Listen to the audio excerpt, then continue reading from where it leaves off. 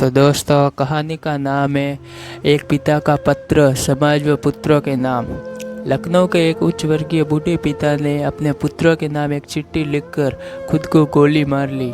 चिट्ठी क्यों लिखी और क्या लिखा, यह जानने से पहले चिट्ठी लिखने की पृष्ठभूमि जान लेना जरूरी है।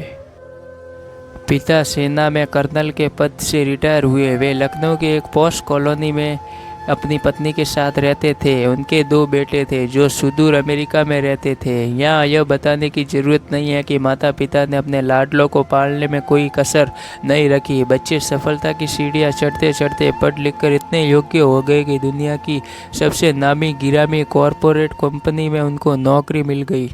संयोग से दोनों भाई एक ही देश में लेकिन अलग अलग अपने परिवार के साथ रहते थे।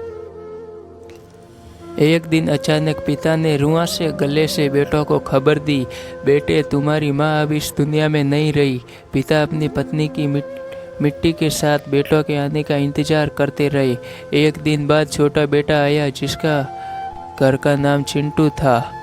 पिता ने पूछा, चिंटू मुन्ना क्यों नहीं आया? मुन्ना यानी बड़ा बेटा। पिता ने कहा कि उसे फ़ोन मिला, पहली उड़ान से आए। धर्मानुसार बड़े बेटे का आना सोच वृद्ध फौजी ने जिद पकड़ ली। छोटे बेटे के मुंह से एक सच निकल पड़ा।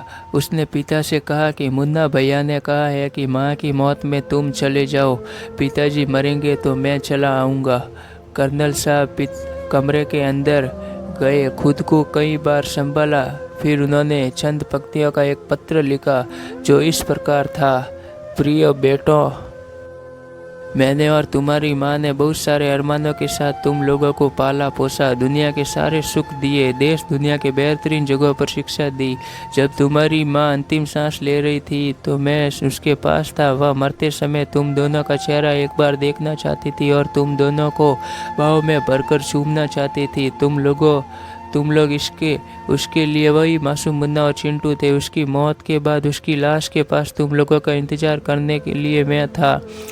मेरा मन कह रहा था कि काश तुम लोग मुझे ढाढ़स बंधाने के लिए मेरे पास रहते होते। मेरी मौत के बाद मेरी लाश के पास तुम लोगों का इंतजार करने के लिए कोई नहीं होगा। सबसे बड़ी बात यह है कि मैं नहीं चाहता कि मेरी लाश लिपटाने के लिए तुम्हारे बड़े भाई को आना पड़े। इसलिए सबसे अच्छा यह है कि अपनी माँ के साथ मुझे भी निपट कर ही जाओ। मुझे जीने का कोई हक नहीं, क्योंकि जिस समाज ने मुझे जीवन भर धन के साथ सम्मान भी दिया, मैंने समाज को असभ्य नागरिक दिए। हाँ, अच्छा रहा कि हम अमेरिका जाकर नहीं बसे। मेरी अंतिम इच्छा है कि मेरे मेडल तथा फोटो बटालियन को लौटाया जाए और घर का पैसा नौकरों में बांटा जाए। जमा पूंजी आदि वृद्ध सेवा केंद्र में तथा आदि सैनिक कल्याण में दी जाए। तुम्हारा पिता। कमरे में ठाए की आवाज़ आई, कर्नल साहब ने खुद को गोली मार ली। यह क्यों हुआ, किस कारण हुआ, कोई दोषी है या नहीं, मुझे इसके बारे में कुछ नहीं कहना। हाँ, यह एक काल्पनिक नहीं है, पूरी तरह सत्य घटना है।